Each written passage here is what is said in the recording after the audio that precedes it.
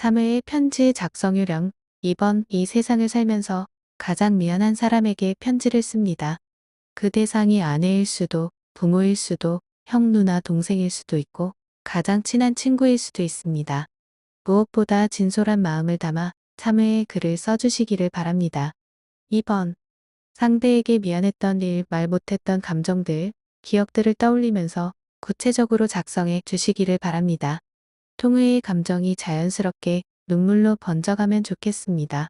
3번 내용의 양은 나눠드린 개인 기록지 앞 뒷면을 모두 채울 수 있으면 가장 좋습니다. 적어도 뒷면, 중간까지는 기록하여 주십시오. 알코올 중독이라는 진단을 받고 정신병원 생활을 한 지도 어느덧 9년이 되었소. 처음 2, 3년 동안은 그래도 집에서 간식비라도 보내주었지만 세월이 흐르면서 집에서도 간식비를 안 보내주었고 그것은 형들마저도 마찬가지였지. 나는 그것마저 못 견뎠어. 간식도 못 먹고 담배를 태우지 못한다는 게 못 견디게 괴로웠지. 집에서는 뼈 빠지게 고생하고 가장이 없는 살림을 꾸려갔을 당신이나 자식들 걱정보다는 내가 병원에서 먹을거리와 1시간에 한 대씩 태울 수 있는 담배를 못 핀다는 것 때문에 나는 집에 전화를 걸어 난리를 쳤던 나쁜 놈이었던 거야. 여보, 두 아들을 낳고 근철이 근태기 키우기 위해 당신은 나를 대신하여 사회생활을 시작했지. 못난 남편 병원비 대기 위해 1998년 IMF 때부터 10년이 넘도록 밖을 떠돌며 고생을 한 당신이요. 그런 고마운 당신인데도 이 못난 작자는 조금만 서운하면 당신에게 못난 소리하고 술만 마시면 상소리 해가며 당신 심사를 어지간히 긁어댔소. 정말 미안하오. 용서해 주구려. 근철아, 너 중고등학교 다닐 때 이 못난 아비 술병 도져서 아비구실 한번 제대로 못했구나.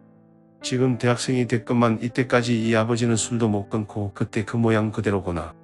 술을 끊고 담배도 끊고 새 사람처럼 너희 앞에 아버지로 서고 싶은데 자신이 없어. 이것들을 실제로 끊어낼 자신이 없구나. 그래서 더 미안해. 이해할 수 있겠니? 근태기 너를 생각하면 한숨부터 나와. 이유는 글쎄, 나도 아비가 아니겠니? 알코올 중독자 이전에 너희들의 아비가 아니겠니? 그런데 술을 못 끊으니 마음에서는 아버지 역할 제대로 해보자. 하루에도 몇 번씩 다짐을 하건만 술만 보면, 소주병만 보면 아직도 거기에 눈과 입이 획획 돌아가 버리는구나. 이 어찌 아버지라 할 수 있겠니? 그저 미안하다. 용서해달라 말할 뿐 너희에게 더 할 말이 뭐가 있겠느냐. 불쌍한 이 아비 절대 닮지 말고 너희들은 술 담배 하지 않기를 바래. 엄하게 키운다고 했지만 결국 아버지는 방탕하게 살았구나. 은행이 일치하지 못해 미안하구나. 대신 이 아비도 서서히 하나님 주시는 능력 안에서 술 문제를 해결하고자 한다. 절대 포기하지 않으마.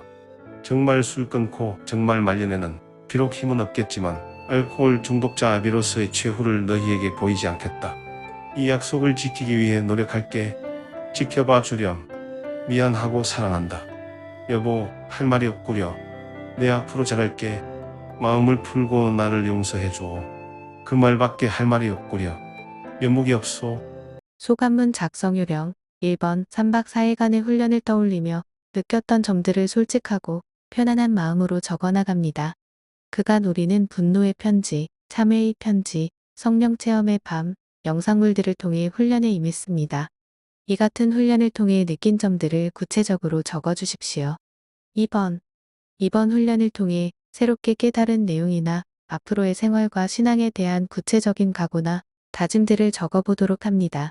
3번 내용의 양은 나눠드린 개인 기록지 앞 뒷면을 모두 채울 수 있으면 가장 좋습니다. 적어도 앞면까지는 작성해 주시기를 바랍니다.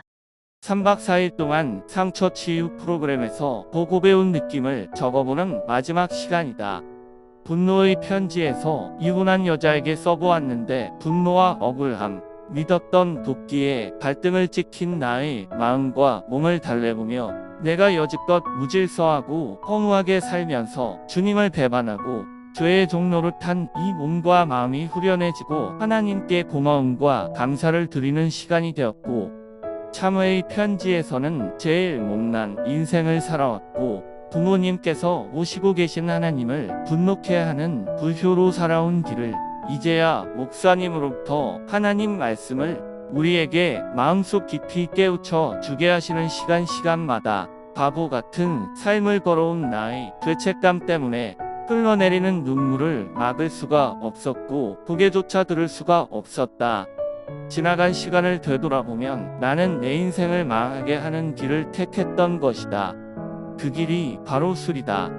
하나님 말씀에 술에 취하지 말라. 그것은 죄라고 하셨다. 이곳에 오기 전에 교회에서 한 번 들은 기억이 난다. 하지만 그 말씀을 믿지 않았다. 왜냐하면 술도 음식이다. 마시라고 만들어 놓은 술이 무엇이 죄가 되느냐고 잘못 판단했기 때문이다. 성질을 못 이겨도 술, 기분이 좋아도 술, 나빠도 술, 이렇게 마시다 보니 밥보다는 그놈의 술 타령만 했다. 자나깨나 술만 찾았다. 그러니 술에 중독이 되고 몸과 마음이 병들고 인생의 폐인이 된 것이다. 진작에 부모님 말씀을 믿고 따랐더라면 이 모양 이 꼴이 되지 않았을 것을 그나마 고마운 분들의 권유로 이곳을 택했고 이번의 선택이 내 인생의 천국과 저주의 갈림길이라 하나님께서 말씀하시고 있다. 나의 인생은 그야말로 알코올 중독자로 잘못 살아온 셈이다. 그러나 지금부터가 중요하다. 천국이냐 지옥이냐 행복이냐 불행이냐는 지금부터 결정되기 때문이다. 나의 결심은 굳었다.